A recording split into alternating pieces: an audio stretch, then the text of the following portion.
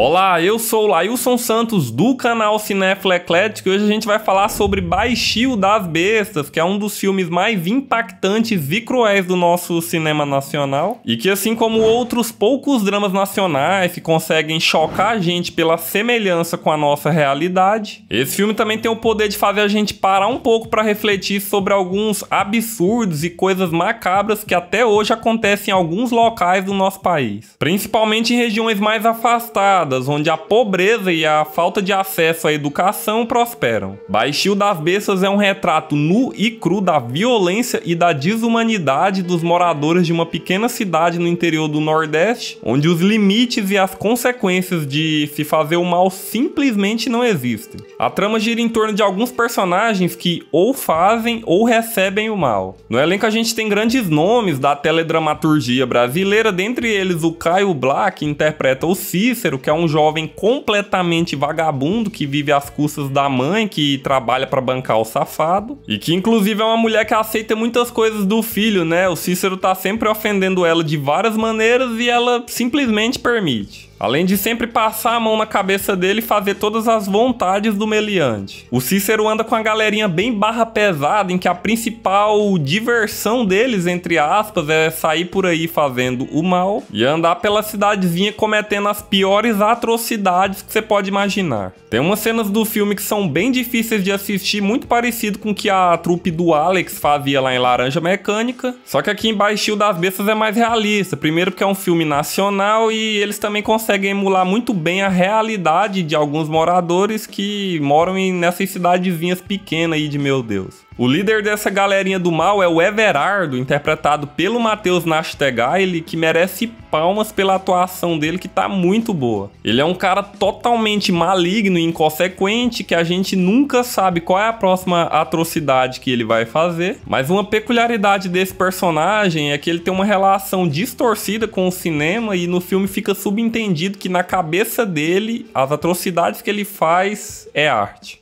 Sabe o que é o melhor do cinema? É que no cinema tu pode fazer o que tu quer. Mas na verdade ele é um nada, que só atraiu outros iguais a ele e ele só é o líder daqueles delinquentes porque ele é o mais louco deles.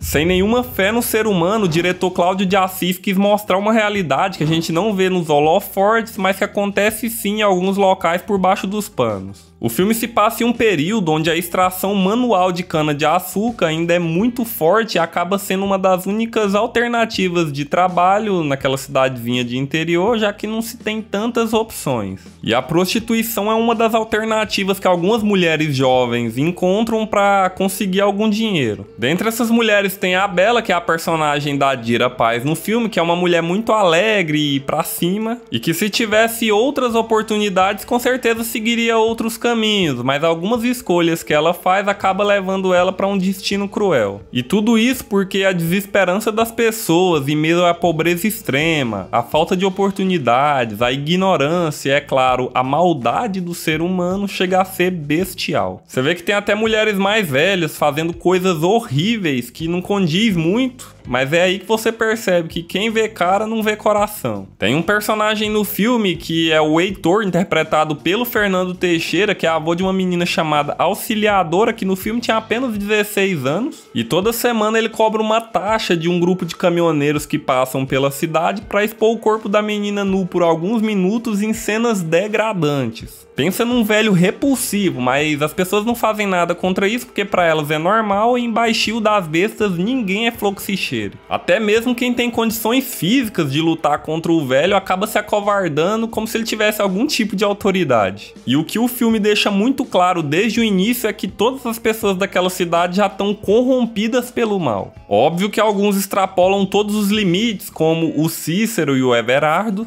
com exceção da Auxiliadora, que é a neta do velho Heitor, que é a única pessoa do bem ali naquele meio e que infelizmente acaba sendo vítima naquela situação toda. Mas para mostrar que nessa história ninguém tá livre de nada, uma tragédia acontece com a coitada. Baixio das Bestas é um filme pesado porque ele é muito real e todos aqueles personagens estão presos num ciclo de bestialidade que pra eles passou a ser normal. E eles não têm qualquer tipo de esperança de sair daquela situação, assim como muitas pessoas nesse país que não têm qualquer tipo de perspectiva de um futuro melhor e acabam abraçando a miséria como o único destino possível. Óbvio que no filme a maioria daquelas pessoas são do mal, eu diria que uns 99%. Mas talvez alguns deles seguiriam por caminhos diferentes se tivessem outras oportunidades, ou talvez não, vai saber. E isso fica muito claro, principalmente o Cícero, o Everardo e o velho Heitor. Mas infelizmente foi naquela realidade que eles nasceram e aprenderam a sobreviver, então nós nunca saberemos. Baixio das Bestas é um filme muito atual, mesmo que tenha sido lançado há quase 20 anos, e mostra pra gente que a gente ainda tá muito longe de qualquer tipo de memória em alguns pontos, e que mesmo com toda a tecnologia que nós temos, que deveria facilitar a vida de todos, infelizmente a gente ainda tem milhões de pessoas em situação de miséria e que não tem nem o que comer. Mas são filmes como Baixio das Bestas que jogam um balde de água gelada na gente e faz a gente lembrar que esse tipo de situação ainda tá longe de acabar e que a gente precisa fazer alguma coisa o mais rápido possível. E isso me faz lembrar de Idiocracia, que trata de uma sociedade dominada por idiotas que foi feito de uma maneira escrachada, mas o que parecia apenas ficção tem se tornado cada dia mais real. E para ver a minha análise e opinião sobre o filme é só clicar nesse vídeo aqui. Um forte abraço e eu te vejo lá.